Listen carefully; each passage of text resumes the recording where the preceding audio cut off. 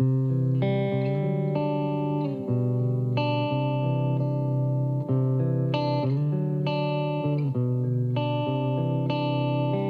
it weren't for your maturity, none of this would have happened. If you're too wise beyond your years, it would have mattered to control myself. If it weren't for my attention, you wouldn't have been successful. And if it weren't for me, it would have never amounted to very much. Ooh, this could get messy, but you don't seem to mind. Ooh, don't go telling everybody and overlook this supposed crime. Well, fast forward to a few years later, and no one knows except the both of us. Wanted on a your request for silence. You wash your hands clean of this. You're essentially an employee, like you're having to depend on me. You're kind of a protege, well, they say you learned you know from me. I know you depend on me like a young thing would to a god. I know you sexualize me like a young thing would, and I think I like it. Ooh, this could get messy, but I don't seem to mind. No, don't go tell on everybody and overlook this supposed crime. Well, fast forward to a few years later, and no one knows except the both of us. They wanted on your request for silence. You wash your hands clean of this. What part of our history reinvented under us? What part of your memory is selective and tends to forget that with this distance it seems so obvious? Just make sure you don't tell on me, especially the members of your family. We best keep this to ourselves and not tell any members of our inner posse. And I wish I could tell the world, 'cause you're such a pretty thing when you're done it properly. I might wanna marry you one day if you watch that way, then you keep me from bad. Ooh, this could get messy, but you don't seem to mind. And no, don't go tell on everybody and overlook this supposed crime. Well, fast forward to a few years later, and no one knows except the both of us. Wanted on your request for silence. Now you wash your hands clean of this. Ooh, this could get messy, but I don't seem to mind. Oh, don't go tell on everybody and overlook this supposed crime. Well, fast forward to a few years later, and no one knows except the both of us. Wanted on your request for silence. Now you wash your hands clean of this. Da, da, da. Da, da, da, da.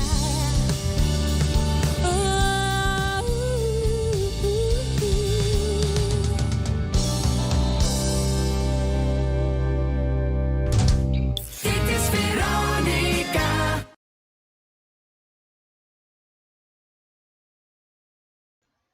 All right, sorry about that. That was a cover video, a cover live performance by Romy Cage of Hands Clean by Alanis Morissette.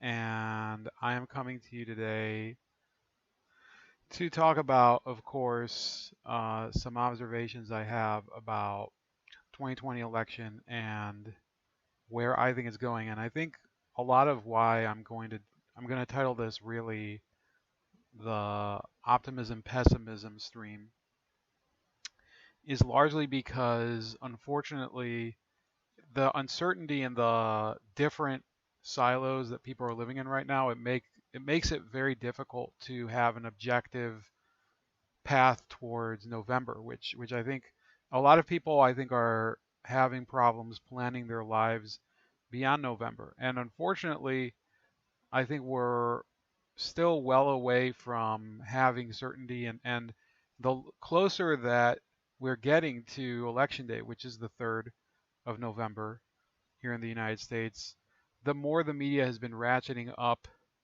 this this all of this uncertainty over what's going to happen afterward and who is going to not only be the winner, but whether violence will happen afterward. And nothing could be more of a cause of that than the sudden media obsession with the Proud Boys militia, which, to be honest with you, I don't know if it even qualifies as a militia. I think it's, in some cases, these are people who are simply, you know, some people could call them a gang, some people could call them groups of, I guess, there's different ways that you could call it what it is, but people are already observing, people that I would think might be a little reticent to defend them. They're already saying, well, I don't know much about the Proud Boys, but there is very little evidence to suggest that they are really causing enough trouble that they should be such a strong focus. And unfortunately, let me see here. I think I have to adjust the stream a little because it looks to be like the frames are skipping or something. So if it takes a second, just bear with me. I was not wanting to make this a very long stream, but unfortunately it's just becoming like very annoying. I'm using the Streamlabs OBS streaming app, so it's a little different from usual. So let me see if I can adjust the output. Oh, it looks like I can't. So on regular Streamlabs you can. So YouTube is sending me all of these warnings. Oh, we can't continue the stream. Let me see if it is continuing though.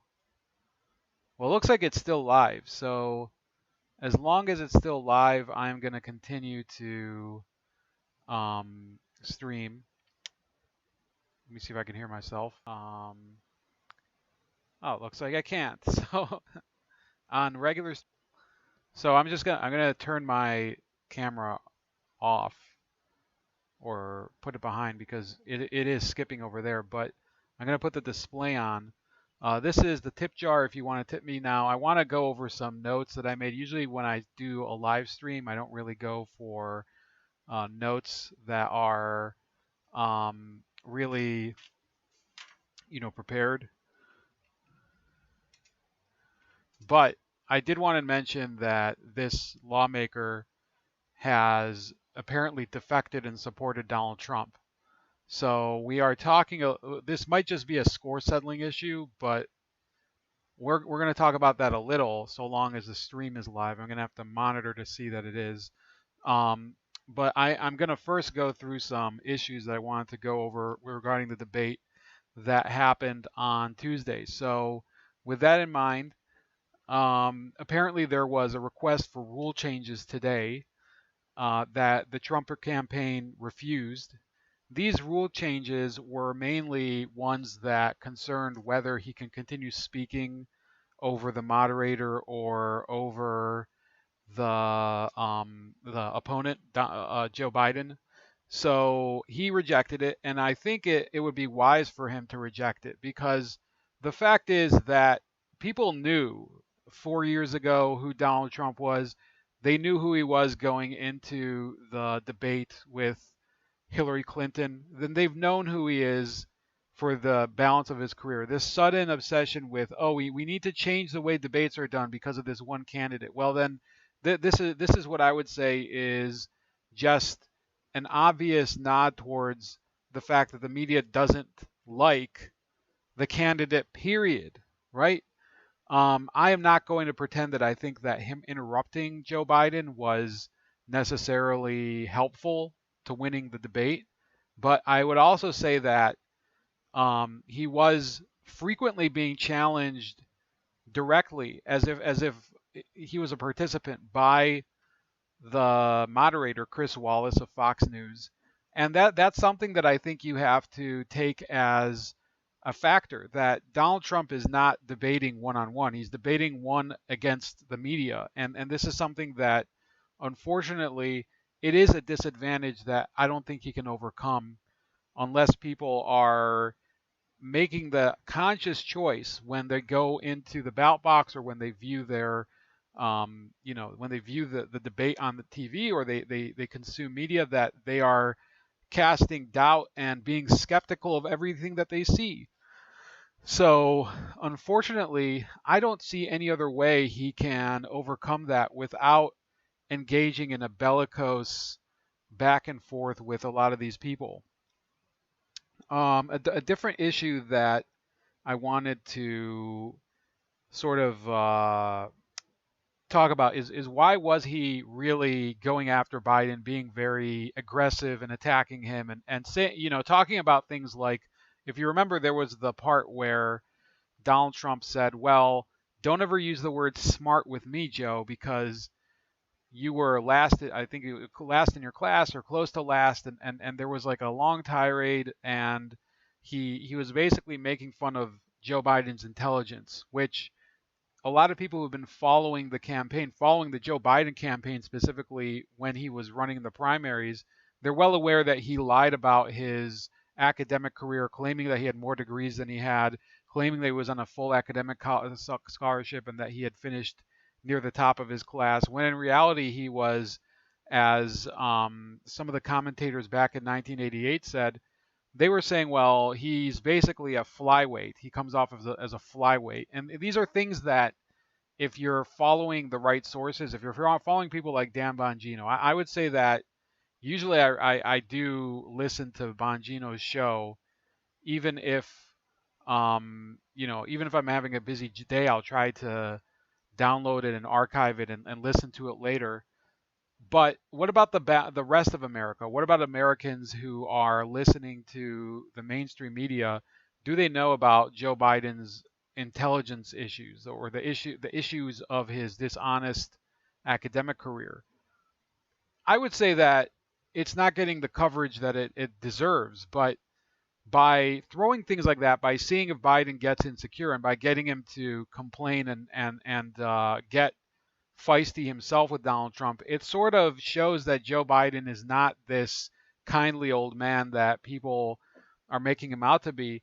Because the fact is, and I don't want people to forget this, he did call a female voter back in March the lying dog-faced pony soldier. He did tell a guy, "Shut up, fat." Or listen, fat. I don't remember what it was. Listen, Jack. He's gone, and he's not this kindly old man, and that's something that Donald Trump has to really get out of him. It's like when you become more mature, when you enter a certain phase in your life, you can become, as they say, a grumpy old man. There was even a movie called Grumpy Old Men, and there was a meme that was spread a while ago that was based on that, or it was spread this week. Let me see if I can find it, where they actually parodied the poster for that movie in light of the debate. Let me see. Oh, I'm on the wrong thing. One second. I mean, you'll see exactly what I'm talking about. There used to be a show called The Odd Couple in the United States. If you're watching from somewhere else, I know I have some people who view me from other countries. I think I have a viewer from Thailand. So yeah, there was a Walter Matthau and Jack Lemmon movie called Grumpy Old Men. They were on a show called The Odd Couple back in the 70s, I believe, where you had like the tidy roommate and the messy roommate, and they were just very different from one another. So this was basically the image of the debate a lot of people had, and they don't really care whether it's Joe Biden starting it or Donald Trump was starting it. It was just a fiasco in the minds of many people. So why did Donald Trump endeavor to make the debate the way it was? Well, it's called, and I'm this is just my idea. Okay, you can probably find any number of names for it, but I would call it the Belichick strategy. Okay, and why am I calling it the Belichick strategy? In 2001, I think it was, Bill Belichick took the New England Patriots to the Super Bowl. It was I think it was Super Bowl 37 or something. Um, Let me just look it up. But it was his first Super Bowl with the Patriots, and it became basically. Actually, no, it was Super Bowl. Might have been 38. Just one second. Sorry, I'm sorry to really dwell on such trivia, but okay, it was Super Bowl 36. It was the New England Patriots, coached by Bill Belichick, against the St. Louis Rams. And the Rams had this just super fast offense. This very this was the Super Bowl that many people were saying was going to be basically dominated by the St. Louis Rams. They had Kurt Warner, one of the best passers of the time, and he had basically battled for his job and won it back after he'd won a Super Bowl before. And people were saying, oh, this is going to be just a domination by the Rams. And what Belichick did in order to win back the advantage, and Bill Belichick, if you're not an American football fan, is just this. He's a defensive, genius in the minds of many. He had his defense just play extremely aggressive, extremely physical, roughing a lot of the receivers, and just he made it a game of physical endurance. And the Rams were not prepared for that. They're not a team that really made their way to the Super Bowl on the back of hard hard tackles and and blocking and things like that. So the Patriots ended up winning their first Super Bowl largely due to that rough and tumble approach. And I would say that those of you that are looking at that debate as if it was some sort of uncalled for, deviation from decorum, you're going to have to understand really the reason that people go for the hard, more aggressive attack. This is something I was listening to Clay Travis yesterday. He said he analogized it to a scrum in MMA where one player tries to go to the ground the whole time and get as aggressive as possible. And I think that would be accurate too. But you have to understand that Donald Trump was going to be attacked too. He was going to be on the defensive as well. Some people have to just accept that sometimes the best defense is a good offense, and vice versa. Unfortunately, I would say some of his defense, the defensive philosophy, or where you take a simple question, like the question that Wallace said about, do you denounce white supremacy? Donald Trump should have said, yes, I do denounce white supremacy, period. Move on, next question. And he would have, and if Chris Wallace would have, objected to it, Donald Trump could have just said, well, you just asked the question and I answered the question, and you just don't want to take yes for an answer. That would have been the way I would have handled it. But Trump likes to, he likes to be conversational. He likes to, I don't think that he reacts necessarily well to every question. And I think that was a mistake. But to put a finer point on what he could have done more, you have to understand that this is an election where people know that there are certain issues that neither candidate is really, addressing their needs. And one of the main problems is that they're just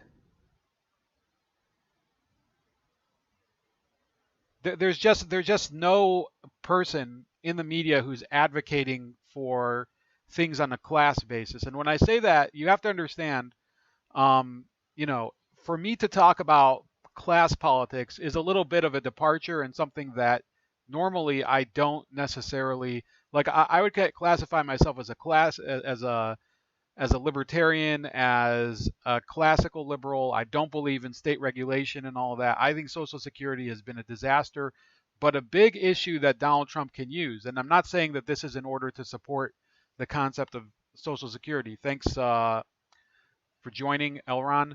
The big issue that he can use in order to weaken left-wing support for Joe Biden, and I'm just saying weaken. I don't even know if it's going to work, but um, I would say that it is to go after Joe Biden aggressively on his record for taxing Social Security, because one of the areas where Trump is behind um, is with senior citizens. Okay, the older voters apparently. So I don't want you to think that I trust all the polls or that I doubt all the polls. I have a fair amount of skepticism for all the polls. There's a person I have in mind. I sent this stream. I sent him this stream in order that he could listen to it tomorrow. I don't think he's going to be awake right now.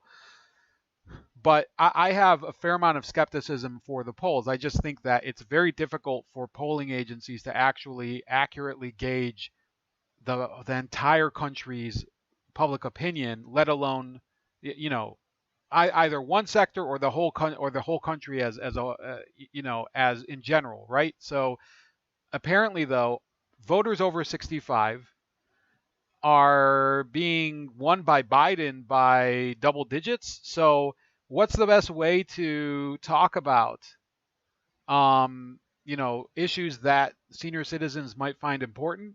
Well, you talk about the fact that Joe Biden did vote to tax Social Security benefits twice, and it says so. This is from WKYC, which is a local TV station where I live in Ohio. Okay, and it says so they had a viewer who asked about this or who claimed that Joe Biden taxed Social Security benefits, and they said, well, we're going to verify that whether this is true or not. Did Joe Biden vote to tax Social Security benefits 2 times in his Senate career as claimed? The answer is yes. In 1983, Joe Biden joined a bipartisan effort to make 50% of Social Security benefits taxable for those above a certain income. This new revenue would go towards the Social Security Trust Fund. In 1993, Biden joined a partisan effort to narrowly pass an omnibus bill, mostly focused on lowering the deficit. Included in this large package was a bill that changed the level of taxable Social Security benefits from 50% to 85%. This new revenue would be directed to a trust fund for Medicare. A viewer contacted the Verify team with multiple claims about Joe Biden's past votes as a senator in regards to taxation of Social Security benefits. The beginning of this viewer's email read as follows. Prior to 1983, Social Security was not taxable. In 1983, Joe Biden voted in favor of taxing 50% of Social Security, and it passed. In 1993, Joe Biden doubled down and was the deciding vote in raising the percentage taxed on Social Security from 50% to 85%. And to clarify, okay, who was in charge of the Senate in 1983? So I am going to look that up. So we have, the Senate Majority Leader in 1983 was actually Alan Cranston let me see here.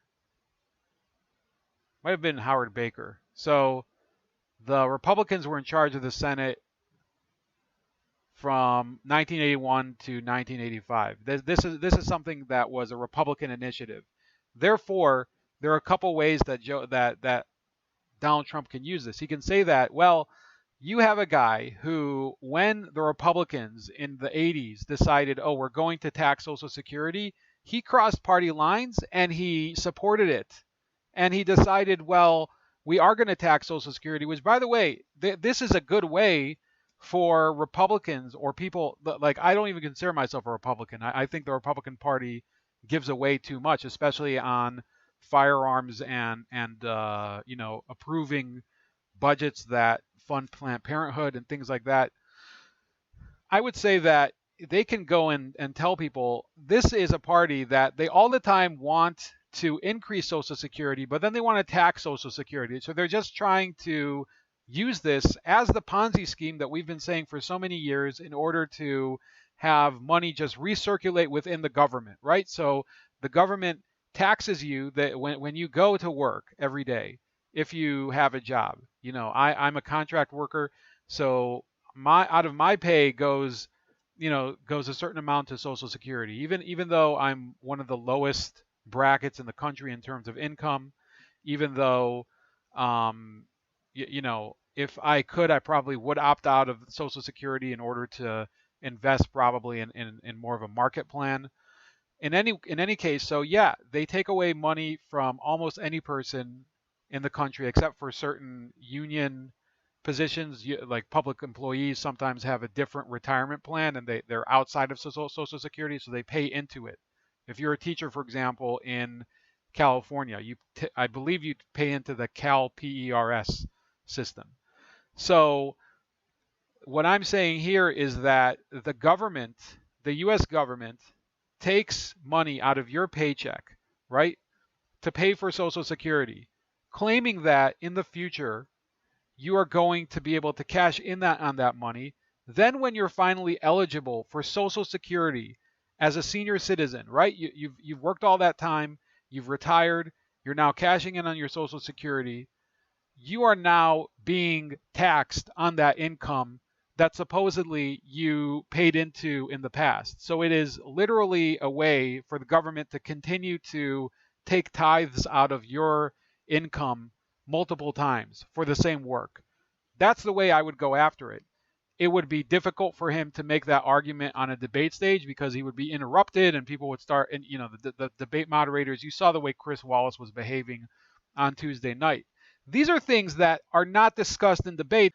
Polling and different pop culture aspects of a race than they are in the actual problems that are being debated by the leaders, the would-be leaders. A lot of people could make the case that if people are discussing who's dumber or who is more of an asshole, is this really a political debate, or is it actually just a reality TV show like what Donald Trump was doing before he was president, right?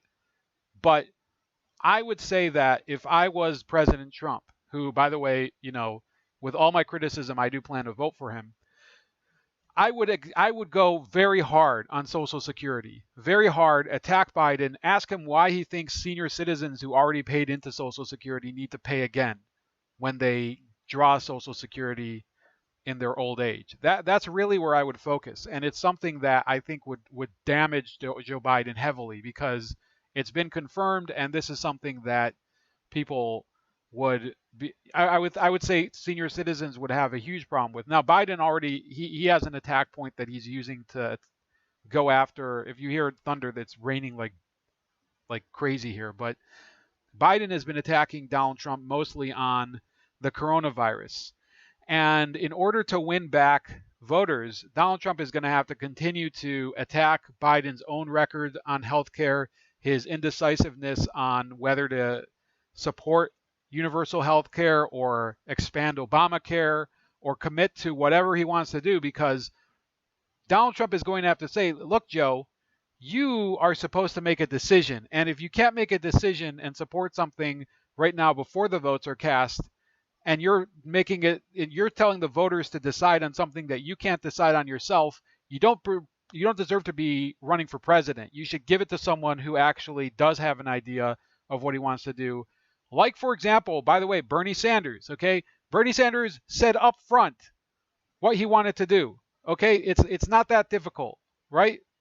But in any case,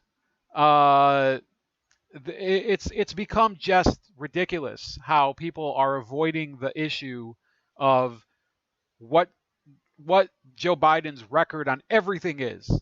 Okay, let's see if this video works. With the election just months away, it's no surprise that politics is especially polarized right now. But the Verify team is here to focus just on the facts. We received this email from a viewer, which makes two big claims about Joe Biden and his stance towards taxing Social Security benefits. So let's verify.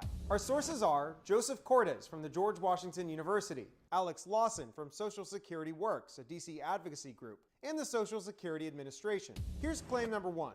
In 1983, Joe Biden voted in favor of taxing 50% of Social Security benefits. According to SSA records, this is true.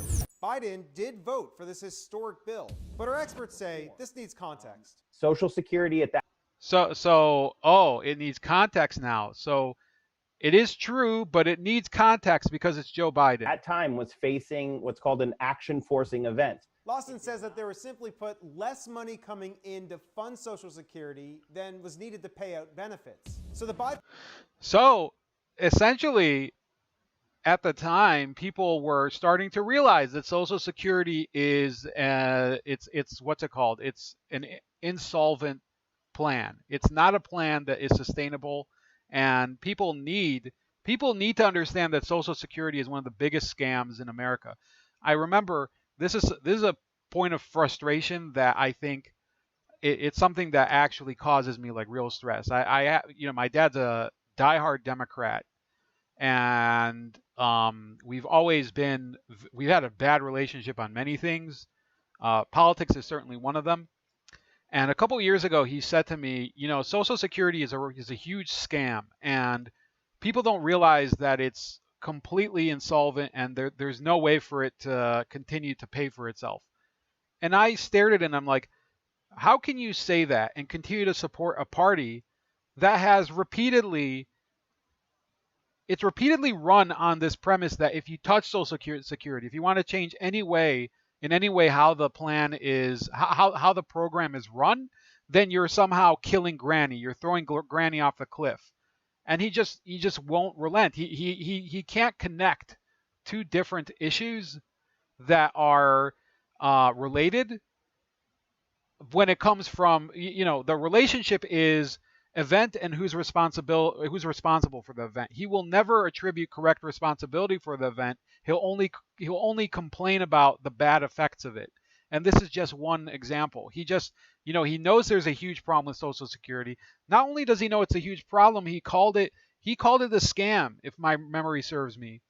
And I said, well, why is it then that you support a party that has continually talked about, we need to pump more money into it, when you know full well, according to your own admission, that it's pointless, and he just won't admit it.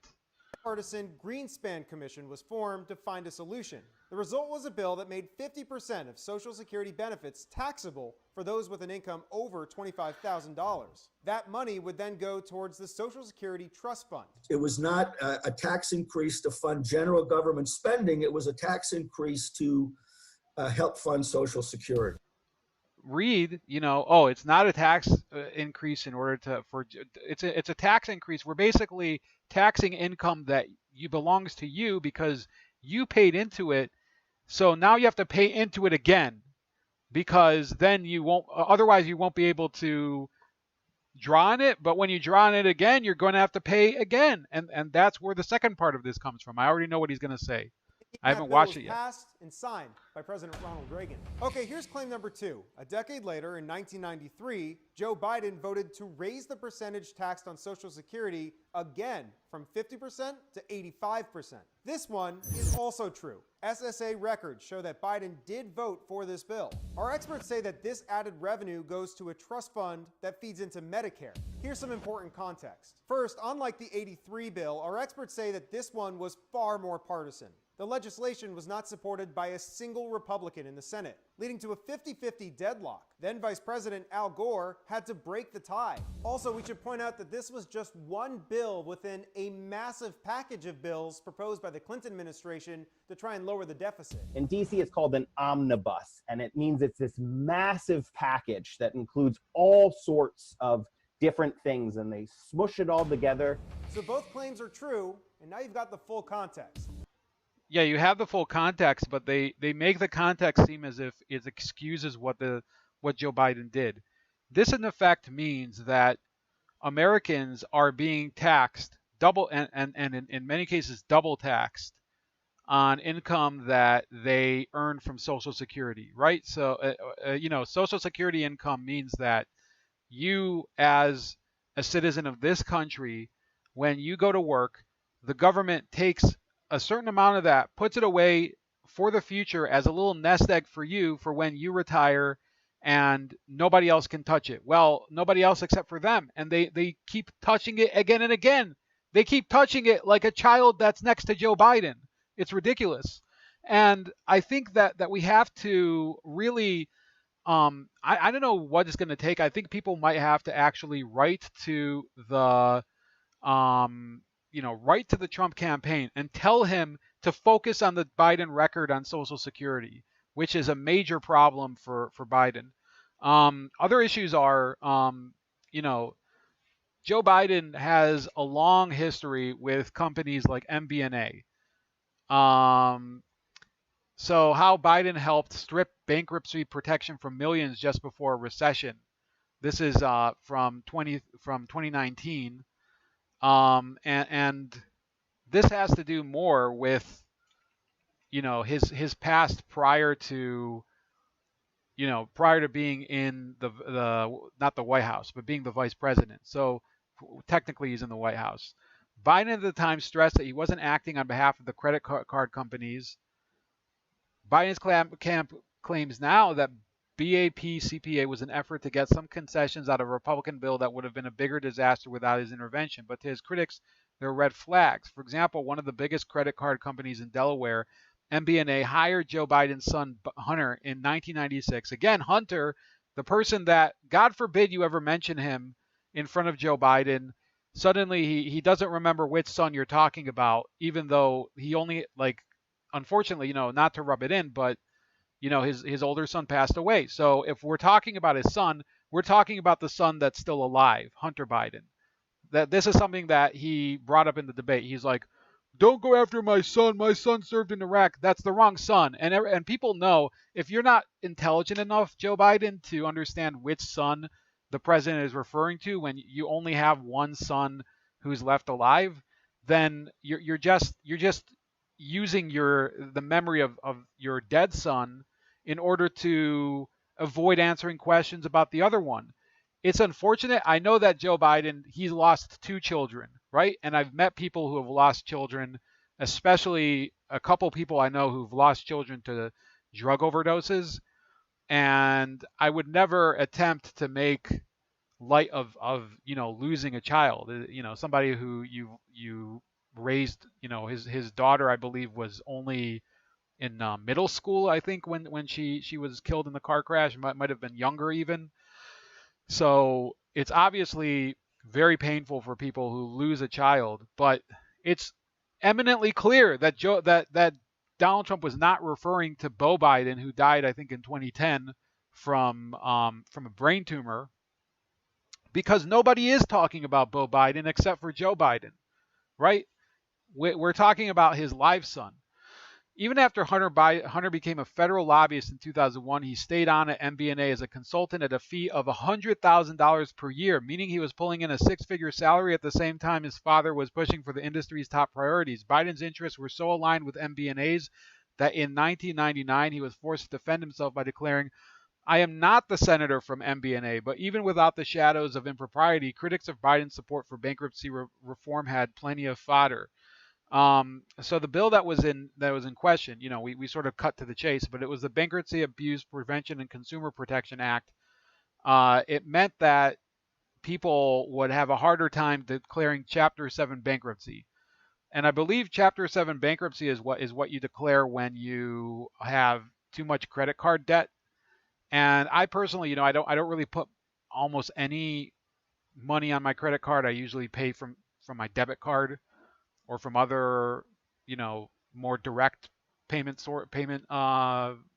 options. So I personally have no problem with encouraging people, don't abuse your credit cards, right? Don't use them in order to spend beyond your means, right? And I'm saying this as someone, I'm not known to be a financial whiz kid or anything, but it is pretty much a given that the reason that he did this. Now, the Democrats, they have always been claiming, oh, we're for you against corporate America. We're for you against the big banks and against financial kingpins and Wall Street and insurance companies and pharmaceutical companies.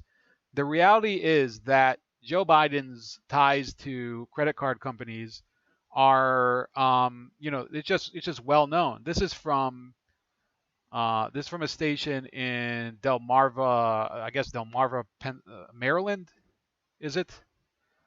And this is an NPR channel. It says a son of Democratic vice presidential candidate Joe Biden. So this is all the way from 2008. A son of Democratic vice presidential candidate Joe Biden was paid an undisclosed amount of money as a consultant by MBNA, the largest employer in Delaware. This happened during the years the senator supported legislation that was promoted by the credit card industry and opposed by consumer groups. Barack Obama's presidential campaign said Biden helped forge a bipartisan compromise on the measure. It is now law and makes it harder for consumers to obtain bankruptcy protection in the courts. MBNA's consulting payments to Hunter Biden, first reported by the New York Times, followed his departure in 2001 from the company where he had been an executive. Obama opposed the bankruptcy law enacted in 2005 while Biden supported it. So these are things that it even puts him at odds with the president that he served under as vice president. So I would say that we have to look at these issues as things that are, they transcend all of the garbage that they were talking about in the debate, like climate change, which in the where I live, nobody gives a shit about climate change. Nobody gives, and I'll make this eminently clear. It's no surprise that politics is. Sorry, this is replaying. In the state of Ohio, I am fairly certain nobody gives a flying fuck about climate change. So I want you to be aware that they wasted time during that debate, which was here in Ohio, and they spent time on climate change when they should have been talking about credit card debt. They could have been talking. They did talk a little bit about pharmaceutical prices, didn't really reveal anything, right? That was a waste of time. So in many respects, these debates are just, they're just a spectacle, right? They don't really reveal anything new to the people, except that Joe Biden will not commit he won't commit to packing the Supreme Court. He won't commit to not packing the Supreme Court. He won't commit to the New Deal. He won't renounce the New Deal, the Green New Deal. He also will not support Medicare for all, but he doesn't know how he's going to change Obamacare for the better. Chris says he also needs to hammer Joe on the Weatherman Underground created BLM and Marxist critical race theory. There are already enough deep state funded terrorists without indoctrinating anymore. Fantastic observation. I think definitely he should have. That's something that I think I addressed during the last live stream. But yeah, he could have gone a little bit more in depth into that. Talk about why it is so racist, and the fact is that CRT is basically helping to make your workplace more hazardous for your racial health, if I can put it that way. Yeah, you basically have more ways than ever to get just scrutinized for things that you have no control over, or things that for years you thought were not a problem, right? I was actually watching part of a movie yesterday called what's it called? The New Guy. It's a movie from, I think, 2004, in which one of the scenes shows the character as a child in an afro wig dancing to James Brown, a white guy. That movie would have been banned nowadays. And imagine that somebody would be revealed to have done that. Just like, for example, some of these Major League Baseball players and college basketball players who have been called out for tweeting rap lyrics when they were 11 years old. That is the future that critical race theory is imposing on your workplace, where things that you may have said 20 or 30 years ago when you were at, maybe, a christening or at some sort of, graduation ceremony, that you thought was a really snarky joke at the time, and that you said in jest to somebody that you've known that was a friend for many years, and they don't take offense to it, but because you said it at the time, it can be used against you in the court of critical race theory. So absolutely great observation from Chris, who has been listening to this stream for a while. I think close to the entire time I've done YouTube streams. So yeah, that's a great observation. But I think they at least touched on it. They did not touch on Social Security. That's why I really wanted to stress on it. Now, what I wanted to discuss before I am going to have to leave soon is, hold on, somebody sent me a photo. Like, how optimistic or pessimistic are you about the November election? Now, I can tell you that as an Ohioan, I am partially optimistic because I have never seen in my county any signs for a Republican candidate for president up until this year. Okay, I've seen, I don't know if I've never seen any, but it would have been probably like so rare that I probably would have just attributed it to somebody who, you know, they were driving through town and they had a bumper sticker for McCain or for Romney, right? I would generally assume that they weren't a local in Cuyahoga County. However, this year, in my own neighborhood, there are people with Trump-Pence signs. There are people with signs for the local congressional candidate who is running against Marcia Fudge. And there are many signs that are, and also we have issues like a local school levy that are going on. But I do believe that there's more people than ever who are openly willing to say, well, I'm not going to vote for the Democrat. I'm going to vocally support and even put out signs to support the president. And I do think that he might have increased his vote share here in the county. And, you know, the fact is that Mahoning County, which is one of the most important counties, is, I think, poised to flip to Donald Trump.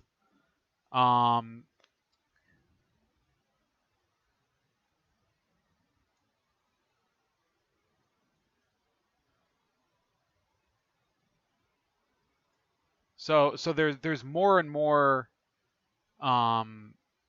enthusiasm for Donald Trump than ever in that county, which is where Youngstown is. I actually visited it just in the past couple months. I think I visited it in June. I was there in Youngstown, and there just is more enthusiasm for Trump than I've seen anywhere else I've been to. And yeah, I've been to other states since then.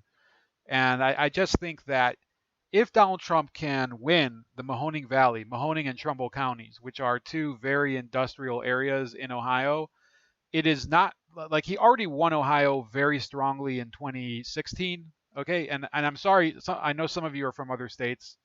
Most of you are from other states. I don't know if I even have any listeners in Ohio, aside from people that I know sometimes. But the fact is that he did incredibly well. He had an 8.1 percentage point win in Ohio. And this time, I do believe he will perform even stronger in Mahoning County, which is where Youngstown is. And if he flips that county, let me see, I think that in 2016, I thought that it went narrowly for Hillary Clinton. With the election just months away, it's no surprise that politics is... Sorry. I'm going to have to mute this. This guy won't shut the fuck up. So Mahoning County in 2016 was an inflection point. It's one of the areas where I think Hillary Clinton, she won 49.5% to 46.2% against Donald Trump, but Barack Obama had won 63 to 35. So Donald Trump gained 11,000 voters on top of Mitt Romney's performance there, and Hillary Clinton lost 20,000 voters. So Is it possible that he will end up winning that county? I think it's the most likely county to flip. Okay, I can send, like, let me put this out on the screen so you guys can see it. You can see there, this is 2016. You can see that there was a huge gain. Donald Trump did better in Mahoning County than any Republican since 1972. Okay, so I am convinced that if he wins this year, he might not only win the county, he will do better than any Republican since the 20s. Okay, because that's not a very high bar to clear. Okay, you have to remember that the Mahoning County was a big industrial powerhouse back then, so the actual population has dropped significantly since then.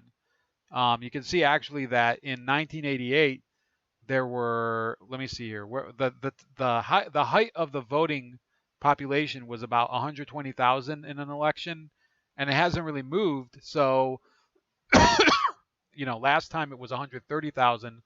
So we're really talking about a very depressed area. And I can tell you, I wouldn't say that Youngstown was a depressing city because the people there were pretty nice, but you can see that it's not doing too well economically. So that's that's what I would say about Mahoning County. Now, the other pivot counties I would say in the state that I think are going to go to Trump and hurt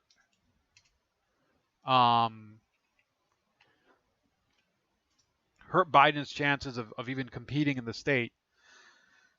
This is Lorain County, which is west of where I live, and Clinton barely won in 2016, and she also lost 15,000 votes compared to what Obama got there in 2012. So it is on the cusp of flipping. Apparently Trump lost by only 131 votes. Let's see if there's any news on Lorain County and Donald Trump. If you put in the chat, I can actually, if you want, we can do a discussion a different time. Not today because I don't have so much time, but I can do a little bit of an analysis on your state or on the state that you're interested in. Because he actually visited Lorain County on September 12th, which was, only a couple weeks ago. Some of these are more about coronavirus, but yeah, it's apparently so. Lorain County, Ohio, it says it could be an election bellwether. The ballot number is over the last.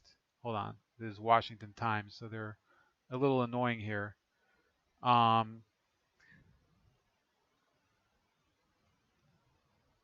So they overwhelmingly voted for Obama,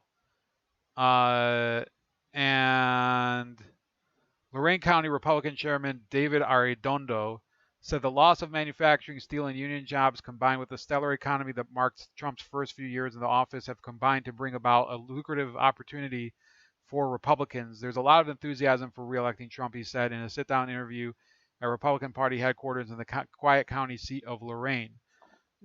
I've actually been to Lorain. It's actually not a bad-looking town. It's an industrial town, but it's actually got some pretty nice. The downtown is pretty cool. They have some cafes and stuff like that. So I think everybody can enjoy it. Doesn't matter what background you're from. So I do have a bit of a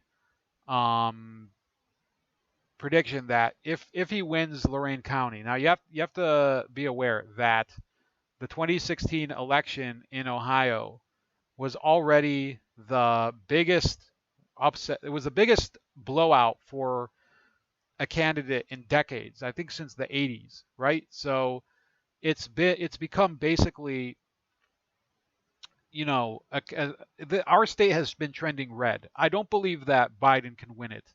Okay, despite what people are thinking, I think he's not going to do well here, right? Will he do as bad as Hillary Clinton? Well, I don't think he's as unpopular as her. I think that in many circles, especially on the left, she was just she was hated here. It was unbelievable. Not specifically where I live. She definitely won my home county, which is which is Cuyahoga. I think Cuyahoga voted the most heavily in favor of her, and we will see that in a second. Cuyahoga County was won by Clinton by a 66 to 30% margin. Compare that to the next most heavy Democratic county, which was Franklin, which she won by 60 to 34, and also Lucas, which is where Toledo is, which she won by 56 to 38. Those are the strongholds that he needed to hold. Also, Summit County. This is something I also wanted to get into a little. Summit County is where Akron is, and I'm just going to give the chat a little quiz here. Who is very famous and from Akron, Ohio, and is very into politics, and will talk about anything political besides a certain country that is between Japan and Mongolia? I'm going to give you 15 seconds because I know there's a lag on the stream. Okay? So your 15 seconds are almost up. I'm not actually looking at a timer, so I'm just going to sort of spitball it. But who is that athlete? I just gave you another hint, who is very political and comes from Akron, and we'll talk about anything besides a little country between Japan and Kazakhstan and Vietnam. I'm going to read the comments in the meantime. Kroll said, I am optimistic about regular voting machines and not optimistic about the mail-in ballots, but BCP said a bunch of voting machines memory sticks went missing that can change the numbers. Yeah, I didn't hear about that. I am always planning to vote early, but the way the news is going, it's impossible to know what's going to happen. I think it's probably one of the most chaotic and uncertain election seasons that has ever been. And that's including the rest of the world too. So, by the way, you can still tip me if you want to throw me a little money. You can find me at Streamlabs. It's in the chat. Okay. And, I'll thank you very much if you give me a couple bucks. So I don't think anybody's answered the question. So anyway, you're not a very responsive audience, I see. In any case, so the person that I'm referring to, of course, is LeBron James. And even with LeBron James' constant talk and even writing an editorial in the Plain Dealer, which is my hometown newspaper, Hillary Clinton did worse in Summit County, which is where his hometown is, she did worse than any Democratic candidate since basically 1988. And I say that, when her husband ran for office, okay, he was running against a very strong third-party candidate too, Ross Perot. So, sometimes when I do analysis of actual voting, like people talk all the time about polls, you have to actually go back, and I want people to understand this. Go back, look at the numbers of people who actually voted in past elections and see trends there and sort of analyze what happened there. Donald Trump did better in Summit County, which by no means is an easy county for Republicans to run in because it's just not, it's a heavily labor loyal county. He did better there than any Republican candidate since 1988. And that was a year the Democrats they just had a very poor candidate, Mike Dukakis, who was expected to lose by a massive margin and did lose. So to put that into perspective, Donald Trump basically destroyed the Democratic machine in Ohio. So I personally think that in 2020, it's going to be very difficult for the Democrats to gain traction here, both because they can't really hold gatherings because they're still trying to pretend that people are, they're in danger of dying and keeling over if they actually speak to someone outdoors.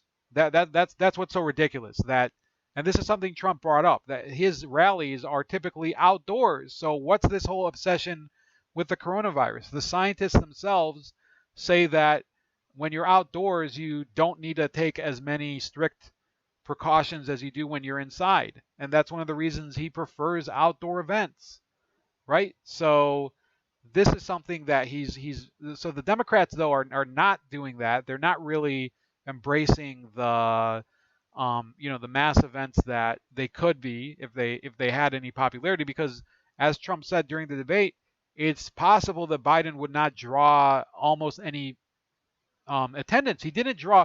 This is, by the way, something that it's inarguable. Okay, during the primary campaign, I know that Bernie lost and that he was not going to win and he had no chance in hell of winning the Democratic primary. But at actual rallies, he was getting very good crowds, especially in places like Queens and in I think Southern California and and in some of the even some red states where he campaigned, because Bernie Sanders is somebody that his followers want to actually meet and want to hear talk. Joe Biden was getting nobody. They were trying they had to actually there's the famous photo, okay? This was Joe Biden, Iowa. So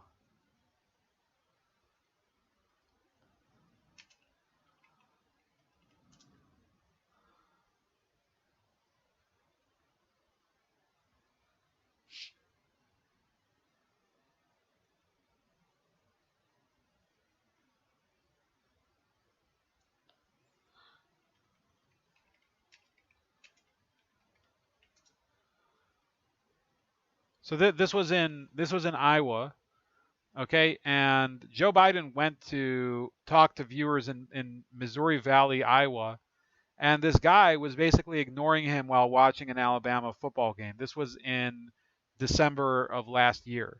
So that's really why they're afraid of him having to basically campaign and get some enthusiasm. He just goes everywhere and just looks like there's no enthusiasm behind him.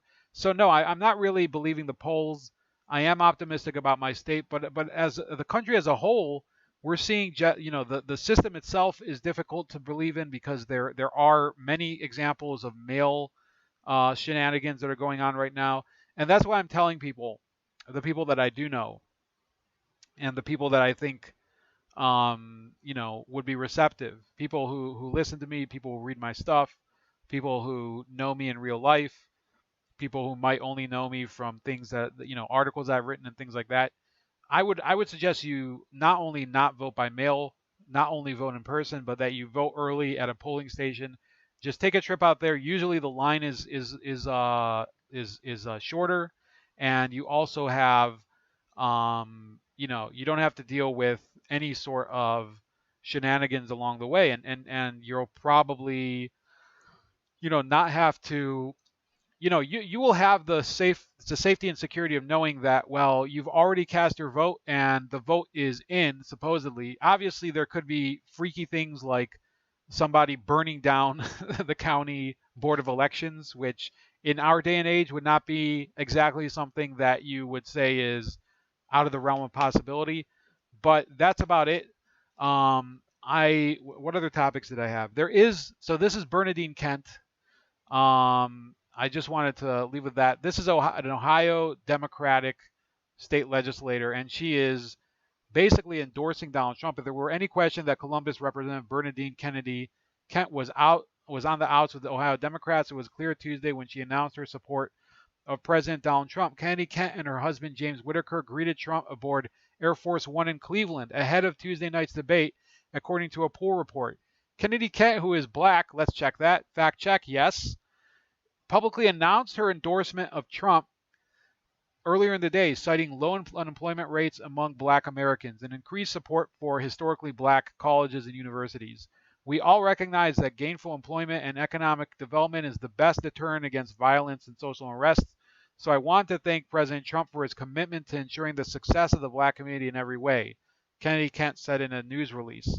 Kennedy Kent, a two-term lawmaker, was kicked out of the House Democratic Caucus in June 2018 after she sent a letter on Ohio's legislative Black Caucus letterhead without permission. So you can do all the stuff that Debbie Wasserman Schultz did.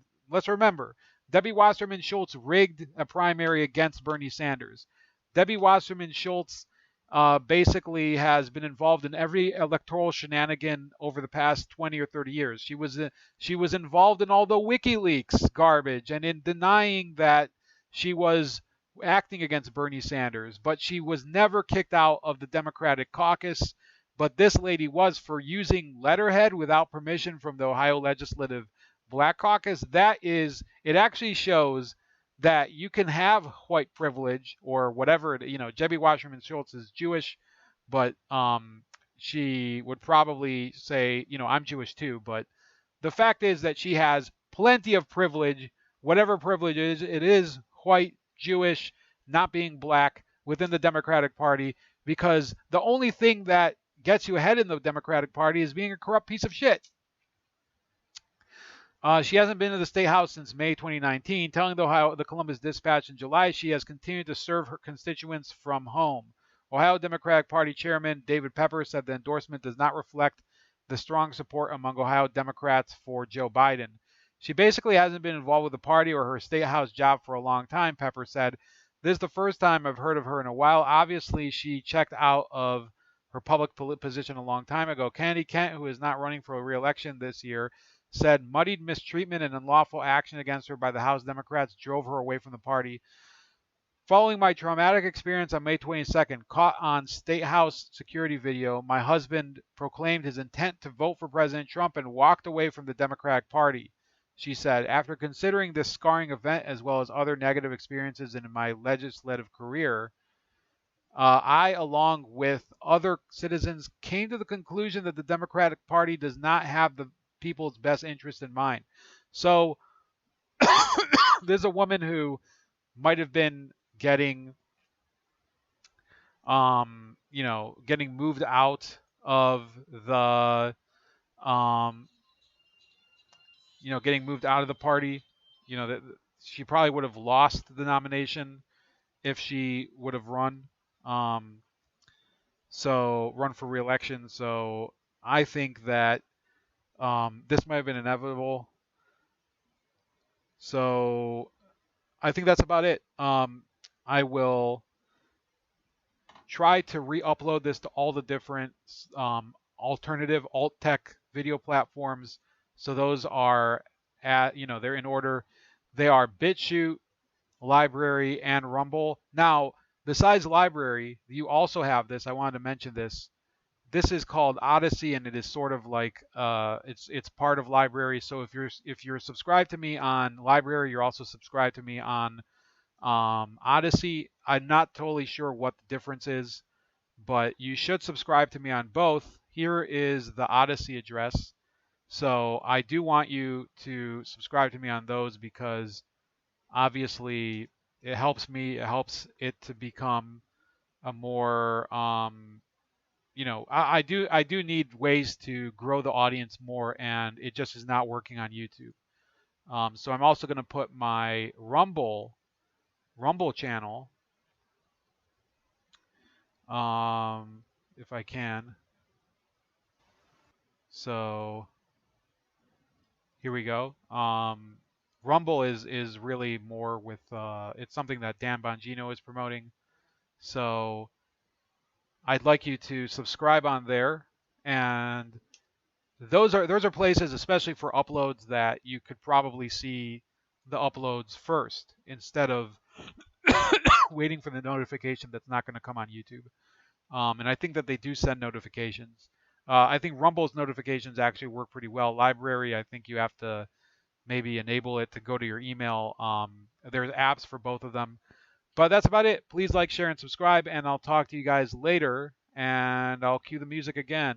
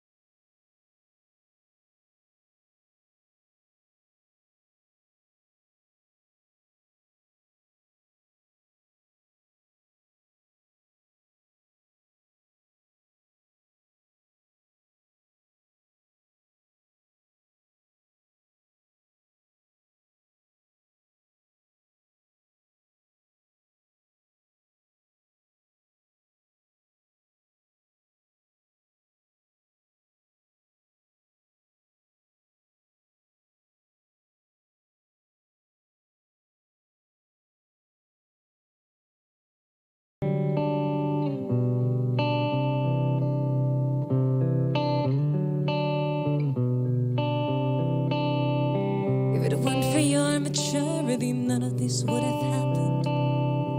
If you're so wise beyond your years, it would have mattered to control myself. If it weren't for my attention, you wouldn't have been successful. And if it weren't for me, it would have never amounted to very much. Ooh, this could get messy. You don't seem to mind. Ooh, don't go tell on everybody and overlook this supposed crime. Well, that's